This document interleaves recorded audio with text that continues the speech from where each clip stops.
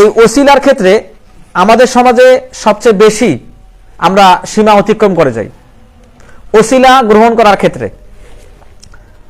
আচ্ছা, যদি আপনাদেরকে আমি প্রশ্ন করি, আল্লাহ সুবহানাহু ওয়া তাআলার এই দুনিয়াতে কোন জিনিসটা সবচেয়ে বেশি সোজা, কোন জিনিসটা সবচেয়ে বেশি সহজ? আল্লাহ সুবহানাহু ওয়া তাআলার এই দুনিয়াতে আল্লাহর ওলি হওয়া সবচেয়ে বেশি সহজ,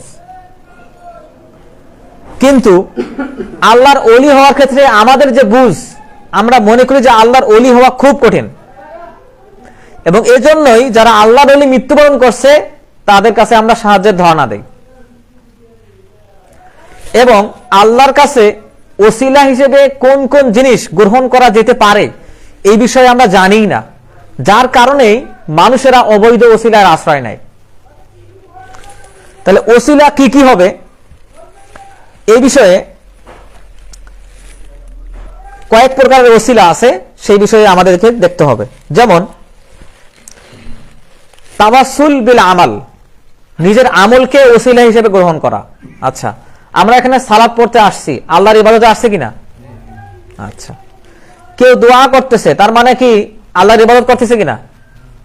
আচ্ছা, কেউ কাউকে সাহায্য করলো, তার মানে সে আল্লাহর ইবাদত করতেছে কিনা? কারো একটা মিথ্যা কথা বলার চান্স ছিল, সে মিথ্যা কথা বলে নাই, সে আল্লাহর ইবাদত করলো কিনা?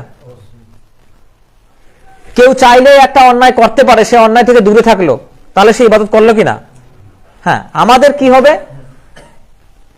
আমরা সত্য কথা বলার জন্য সওয়াব পাবো, মিথ্যা কথা না বলার জন্য সওয়াব পাবো। সুবহানাল্লাহি ওয়া বিহামদিহি। আমরা ব্যবসা করলেও সওয়াব পাবো, সুদ না খাওয়ার জন্য সওয়াব পাবো, কারণ সুদ না খাইতে তো আল্লাহ সুবহানাহু ওয়া তাআলা বলছেন, তার মানে ওটাও একটা নির্দেশ, প্রত্যেকটা নির্দেশ পালন করার জন্য আমরা সওয়াব পাবো। তাহলে এখানে তাওয়াসসুল বিল আমাল, আমাদের আমলকে ওসিলা করতে বলা হয়েছে। কেমনে ওসিলা করব তার বর্ণনা আমরা পড়ে যাচ্ছি। এরপর হচ্ছে তাওয়াসসুল বিদ দুআ, দোয়ার মাধ্যমে ওসিলা করা। আল্লাহ সুবহানাহু ওয়া তাআলা পবিত্র কোরআনে বলছেন, উজিবু দাওয়াতাদ দাঈ ইযা দাআন, কেউ যখন আমাকে ডাকে আমি তৎক্ষণাৎ তার ডাকে সাড়া দেই। দাআন এক বচন, একবারও যদি ডাকে আমি সেই ডাকে সাড়া দেই। তার মানে দোয়ার মাধ্যমে আল্লাহর কাছে আমাদের চাইতে হবে, দোয়াকে ওসিলা করতে হবে, মাধ্যম করতে হবে। এরপর তাওয়াসসুল বিআসমাই ওয়াস সিফাত, আল্লাহ সুন্দর সুন্দর নাম আছে কিনা? আচ্ছা, আল্লাহর এই সুন্দর সুন্দর নাম দিয়ে আল্লাহকে ডাকতে হবে। আল্লাহ সুবহানাহু ওয়া তাআলা পবিত্র কোরআনে এই বিষয়টা বলছেন, ওয়ালিল্লাহিল আসমাউল হুসনা, আল্লাহ সুবহানাহু ওয়া তাআলার সুন্দর সুন্দর নাম আছে, ফাদউহু বিহা, সেই নামগুলো দিয়ে তাকে ডাকতে হবে। তার মানে আল্লাহ সুবহানাহু ওয়া তাআলার নাম ওসিলা করে তাকে ডাকতে হবে। এটাই রাসূলুল্লাহ সাল্লাল্লাহু আলাইহি ওয়াসাল্লাম তার হাদিসের ভিতরে আমাদেরকে শেখাইছেন। বলছেন যে আমরা যখন কোনো বিশেষ দোয়া করব, যেমন আমি আমার রিজিকের জন্য দোয়া করব, তখন আল্লাহর যে নাম আছে রাজ্জাক, তখন সেই রাজ্জাক নামের ওসিলায় দোয়া করতে হবে। আমরা ক্ষমা চাচ্ছি, তখন আল্লাহর যে নাম আছে গফফার, তখন এই গফফার নামের ওসিলায় ক্ষমা চাইতে হবে।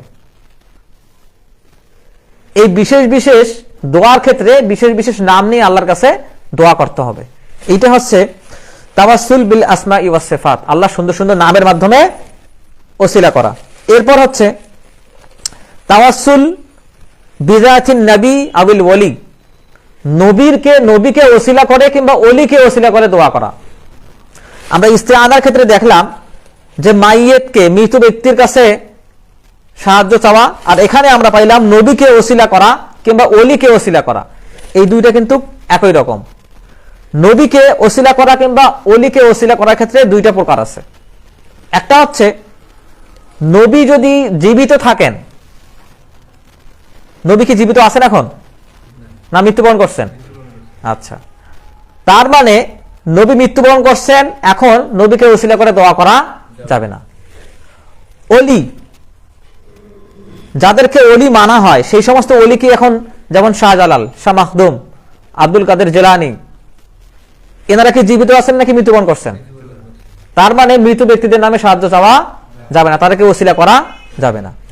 রাসূলুল্লাহ সাল্লাল্লাহু আলাইহি ওয়াসাল্লাম যখন জীবিত ছিলেন তখন তাকে ওসিলা করে দোয়া করা হইতো, তার প্রমাণ সামনে আসতেছে। কোন নেককার ব্যক্তি যদি জীবিত থাকেন তার মাধ্যমে দোয়া করে নেওয়া যেতে পারে, এর বর্ণনা পরে আসতেছে। কিন্তু কেউ মৃত্যুবরণ করছেন, সেটা কোনো নবী হোক কোনো ওলি হোক, তাকে ওসিলা করে দোয়া করা যাবে না। কিন্তু আমাদের সময়ে আমাদের সমাজে কি হচ্ছে, ওসিলা করার ক্ষেত্রে মানত করার ক্ষেত্রে সবচেয়ে প্রধান মাধ্যমটা হচ্ছে কবর। কারণ সেখানে ওলিরা শুয়ে আছে, ওখানে গিয়ে ওসিলা করা হয়, মাধ্যম নেওয়া হয়।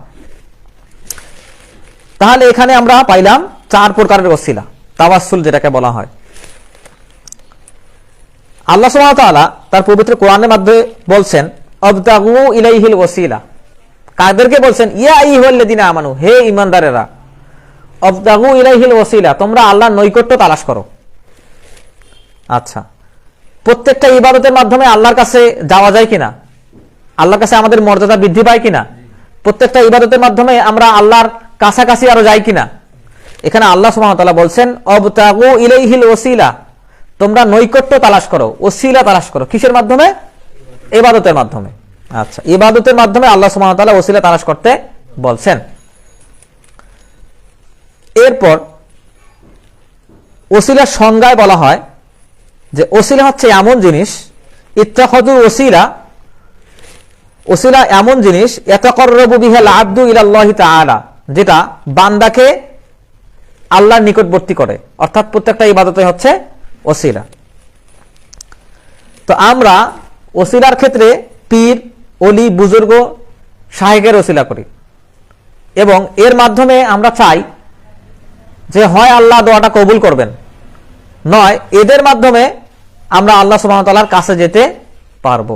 এইটা আল্লাহ সুবহানাহু ওয়া তাআলা পবিত্র কোরআনের মধ্যেই বলছেন, লিয়ুকররিবুনা ইলাল্লাহি যুলফা, তারা তাদের ইবাদত করে এটা মনে করে যে তারা আমাদেরকে আল্লাহর কাছে নিয়ে যাবে, এটা মনে করে। আল্লাহ সুবহানাহু ওয়া তাআলা কোরআনে এই কথাটা বলছেন। তাহলে এই আয়াতে যে ওসিলার কথা বলা হলো, এটার মানে হচ্ছে নৈকট্য। কিন্তু যারা কবরে মাজারে ওসিলা চাইতে গেছে, মানত করতে গেছে, তাদেরকে যদি বলা হয় যে আপনি এটা কেন করতেছেন, তখন তারা বলে ওসিলা। আল্লাহ তো কোরআনে ওসিলা চাইতে বলছেন, নৈকট্য তালাশ করতে বলছেন। তো এই ওসিলাকে তারা পীর মাজারির ক্ষেত্রে দলিল দিয়ে থাকে। কিন্তু এই ওসিলাটা কি? শিরকের দরজা, এর মাধ্যমেই মানুষ শিরকে নিপতিত হয়ে থাকে। আচ্ছা, তাহলে আমাদের ওসিলা খুঁজতে হবে কোথায়? আল্লাহর নিকটে যাওয়ার জন্য প্রত্যেকটা ইবাদতের মাধ্যমে ওসিলা খুঁজতে হবে।